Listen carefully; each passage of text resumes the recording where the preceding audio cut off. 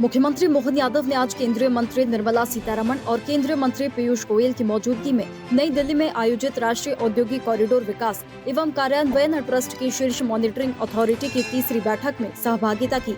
इस अवसर पर मुख्यमंत्री मोहन यादव ने प्रदेश की निवेश क्षमता, उद्योगों के लिए उपलब्ध सुविधाओं और केंद्र एवं राज्य सरकार के समन्वय से विकसित की जा रही औद्योगिक परियोजनाओं की जानकारी दी। मुख्यमंत्री मोहन यादव ने कहा कि हमने मध्य प्रदेश में भव्य योजना के माध्यम से उद्योग विकास के प्रस्ताव प्रस्तुत किए हैं। प्रदेश में पर्याप्त लैंड बैंक के साथ ही बिजली एवं नवकरणीय ऊर्जा की पर्याप्त उपलब्धता है। राज्य में निवेशकों का विश्वास लगातार बढ़ रहा है। 25 से अधिक नई नीतियों के माध्यम से व्यापार एवं उद्योगों के लिए प्रक्रियाओं को सरल, पारदर्शी और सुगम बनाया गया है।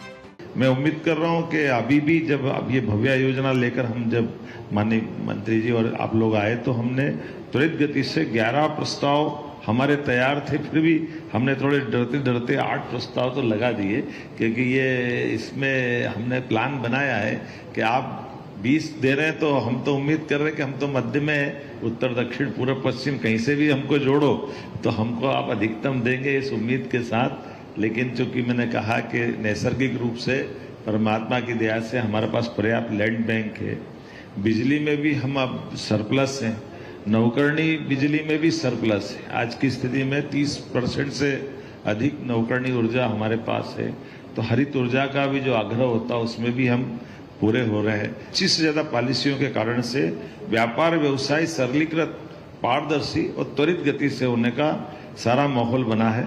मैं उम्मीद करूंगा आज की ये बैठक अपने जिस भावना से प्रारंभ हुई उसमें 100% सफल होगी। मुख्यमंत्री मोहन यादव ने कहा कि जीआईएस के माध्यम से प्राप्त 30 लाख करोड़ के निवेश प्रस्तावों में से लगभग 30% प्रस्ताव अब धरातल पर उतर चुके हैं, जो प्रदेश में बढ़ते निवेश और औद्योगिक विश्वास का प्रमाण है।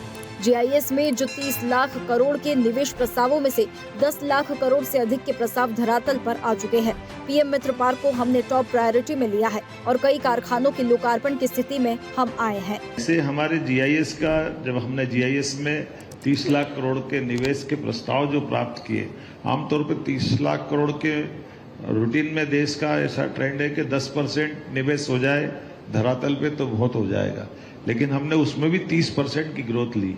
लगभग 10 लाख करोड़ से ज्यादा के निवेश के प्रस्ताव धरातल पे आ गए। कई सारे कारखाने के लोकार्पण की स्थिति में हम आए हैं। मुख्यमंत्री ने कहा कि मध्य प्रदेश ने निवेशकों का विश्वास जीता है और आज प्रदेश निवेशकों का सर्वाधिक पसंदीदा डेस्टिनेशन के रूप में उभर रहा है। भारत सरकार की भव्य योजना के अंतर्गत मध्य प्रदेश द्वारा फेज 1 राउंड 1 में 11 औद्योगिक पार्कों के प्रस्ताव प्रस्तुत किए गए हैं। इन प्रस्तावों के तहत कुल 9047.8 एकड़ क्षेत्र में औद्योगिक अधोसंरचना विकसित करने की योजना है।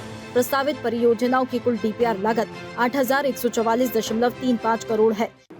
माननीय वित्त मंत्री श्रीमती निर्मला सीतारमण, माननीय मंत्री श्रीमान पीयूष गोयल जी के साथ आज हमने अपने उद्योग निवेश संवर्धन की सर्वोच्च बॉडी की बैठक में मध्य प्रदेश की तरफ से प्रतिनिधित्व किया। मुझे इस बात की प्रसन्नता है कि देश का पहला पीएम मित्र पार्क माननीय प्रधानमंत्री जी के जन्मदिवस के अवसर पर न केवल उसका भूमि पूजन हुआ, बल्कि वह 100% सभी प्रकार के निवेशकों के लिए उसका निवर्तन भी कर दिया गया था।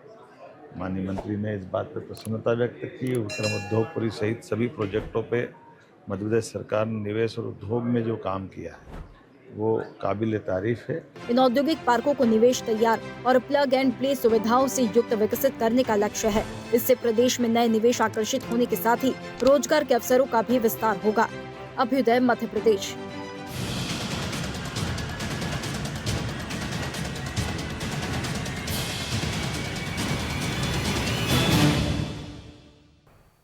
ऐसे ही वीडियोस के लिए लाइक करें, शेयर करें, फॉलो करें। YouTube पर जाकर सब्सक्राइब कर बेल आइकन दबाना ना भूलें और ताजा अपडेट्स के लिए swedeshlive.com पर जरूर जाएं।